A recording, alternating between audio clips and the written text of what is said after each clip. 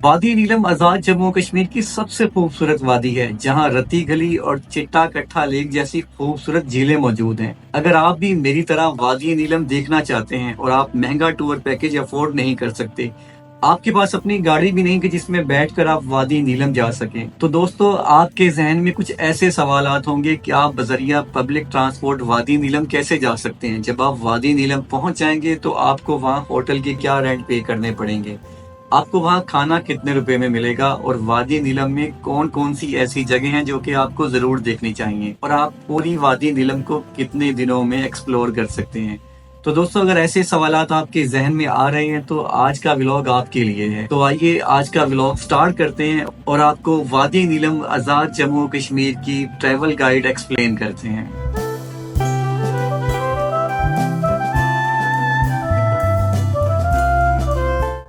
पहले सवाल से शुरू करते हैं कि अगर आपके पास अपनी गाड़ी नहीं और आप बजरिया पब्लिक ट्रांसपोर्ट वादी नीलम जाना चाहते हैं, तो सबसे पहले हम बात करते हैं कराची वालों के लिए। तो दोस्तों अगर आप कराची में मौजूद हैं और आप वादी नीलम बजरिया पब्लिक ट्रांसपोर्ट जाना चाहते हैं, तो आप कराची से ट्रेन या बस लें, रावलपिंडी पहुंच जाएं। रावलपिंडी फैजाबाद में स्काई वे स्टैंड है, आप वहां चले जाएं, वहां से कोस्टर बस सर्विस लें, 700 रुपया दें और आप 4 घंटे में रावलपिंडी से मुजफ्फराबाद पहुंच जाएं। अब बात करते हैं लाहौर वालों की। तो दोस्तों अगर आप लाहौर में मौजूद हैं या आप लाहौर के करीब किसी शहर में रहते हैं और आप वादी नीलम जाना चाहते हैं, तो बताता चलूं कि लाहौर के लारी अड्डा से 2 बस सर्विसेज निकलती हैं जो कि लाहौर से डायरेक्ट मुजफ्फराबाद जाती हैं।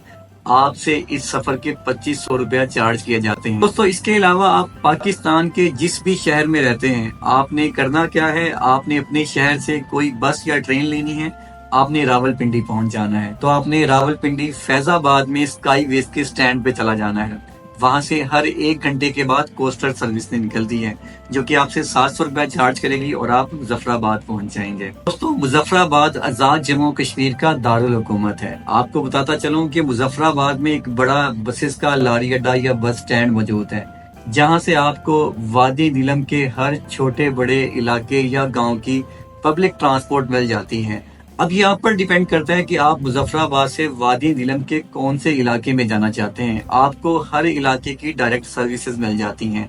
जस्ट आप रेलेवेंट बस स्टैंड पर जाएं, गाड़ी में बैठें। दोस्तों बताता चलूं कि अगर आप पूरी वादी नीलम देखना चाहते हैं तो आपके पास कम से कम 7 दिन होना चाहिए। तो मैं आपको डे वाइज अपनी एक आइडियल टूर प्लानिंग शेयर करता हूँ।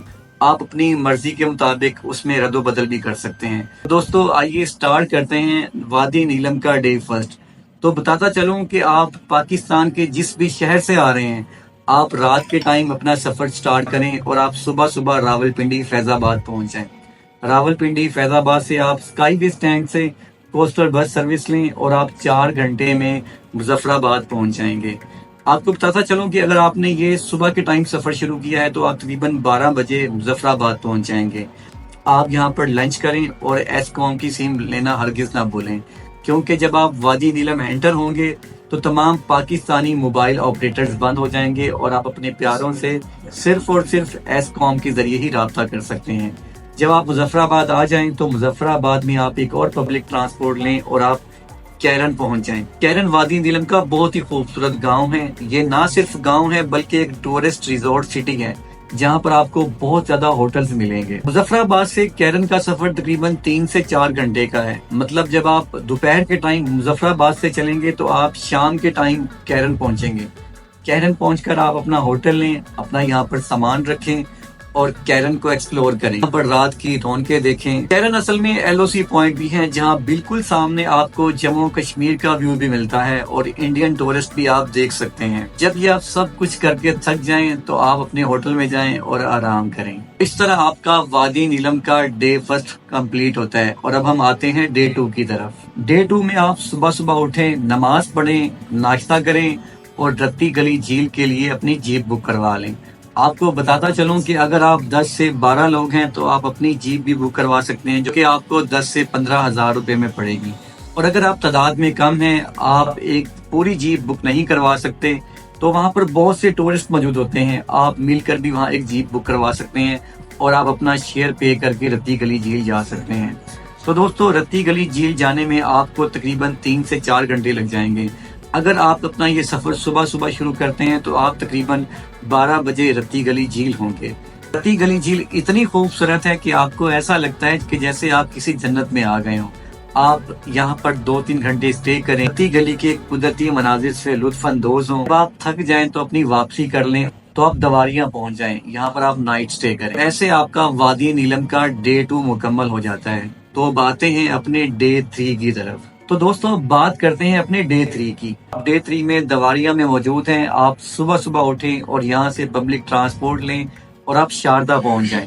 शारदा दवारिया से तकरीबन 1 या 2 घंटे की मुसाफत पर है। आपसे इस सफर के 300 रुपए चार्ज किए जाते हैं। आप अगर अपना सफर दवारिया से 9 बजे स्टार्ट करते हैं तो आप तकरीबन 11 या 12 बजे शारदा पहुंच जाएंगे। जैसा कि शारदा नाम से जाहिर है, ये एक तारीखी गांव है जो कि हिंदुओं की शारदा देवी के नाम पर रखा गया है। बहुत ही खूबसूरत गांव है क्योंकि ये रोड से हटकर दरिया नीलम के दूसरी जानिब वाक़िया है। यहाँ पर शारदा पीठ के नाम से एक तारीखी मकाम भी है, आप उसे भी लाजमी विजिट करें।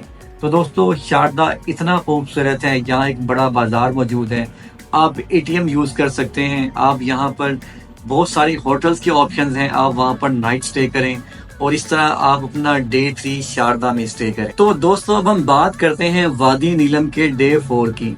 डे 4 में आप मौजूद हैं शारदा में। तो दोस्तों शारदा में भी आप सुबह सुबह उठें, नाश्ता करें, यहाँ से पब्लिक ट्रांसपोर्ट लें और आप वादी नीलम के एक और खूबसूरत गांव केल पहुंच जाएं। दोस्तों आपको बताता चलूं कि केल वादी नीलम में आखिरी बाजार है। इसके बाद आपको कोई भी बाजार नहीं मिलेगा, आपको एटीएम नहीं मिलेगी, आपको बड़ी बड़ी शॉप्स नहीं मिलेंगी। इसलिए आपने जो कुछ भी शॉपिंग करनी है आप केल से कर लें। आप शारदा से केल आए, आपसे पब्लिक ट्रांसपोर्ट पर तकरीबन 300 रुपए चार्ज किए जाते हैं और आप ये सफर भी तकरीबन 2 घंटे में मुकम्मल कर लेंगे।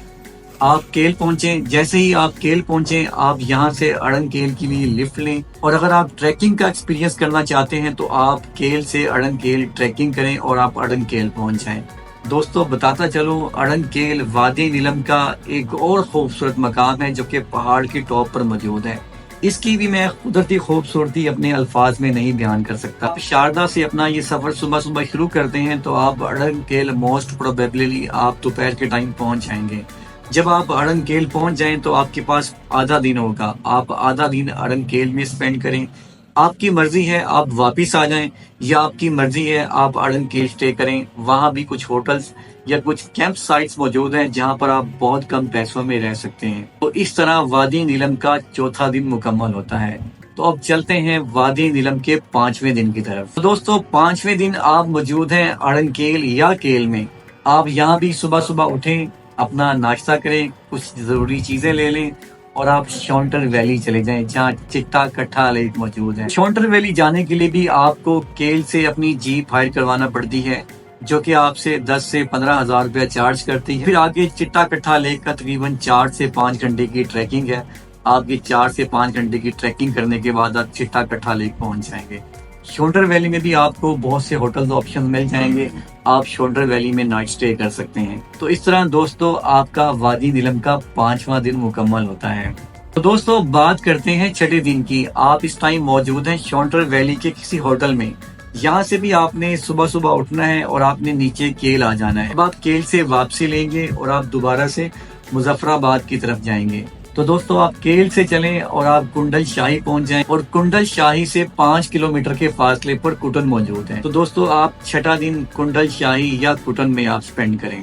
तो ऐसे आपका वादी नीलम का छठा दिन मुकम्मल हो जाएगा। तो दोस्तों अब हम बात करते हैं वादी नीलम के टूर के 7वें दिन की। आप मौजूद हैं कुंडल शाही में या कुटन रिजोर्ट्स में। तो दोस्तों आप सुबह सुबह उठें, तकरीबन आपके पास 3 से 4 घंटे होंगे। आप इस इलाके को भी एक्सप्लोर करें, यहाँ के खूबसूरत नज़ारों को एंजॉय करें, यहाँ पर सुकून हासिल करें और फिर यहाँ से आप दोबारा से अपनी वापसी का सफर लें। आप कुंडल शाही आए, यहाँ से पब्लिक ट्रांसपोर्ट लें और आप मुजफ्फराबाद पहुँच जाएं। लेकिन आपने यहाँ पर प्लानिंग इस तरीके से करनी है कि आप मुजफ्फराबाद शाम से पहले पहले पहुँच जाएंगे, क्योंकि अगर आप लाहौर से बिलोंग करते हैं तो मुजफ्फराबाद के 2 ही टाइम चलते हैं जो कि रात के टाइम चलते हैं।